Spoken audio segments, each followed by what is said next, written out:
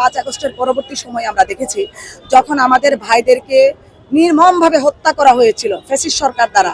আমরা চেয়েছিলাম যে ফেসবুক কিংবা গণমাধ্যমে যাদেরকে নির্মমভাবে হত্যা করা হয়েছে সেই ভিডিও ফুটেজগুলো বারবার করে আসবে।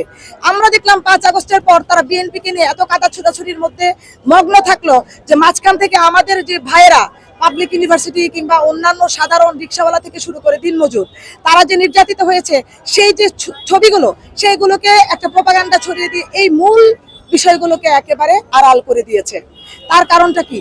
তারা যে কোনো মূল্যে আওয়ামী লীগকে আবার ফিরিয়ে আনতে চায়, আওয়ামী লীগকে আবার পুনর্বাসিত করতে চায়।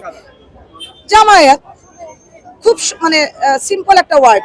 আপনি যখন একটা আন্দোলন করলেন এক সারিতে দাঁড়িয়ে সবাই মিলে, আন্দোলনের পরবর্তী সময় ছিল সবাই এক সারিতে দাঁড়িয়ে রাষ্ট্রকে ভালো রাখার দায়িত্ব নেওয়ার।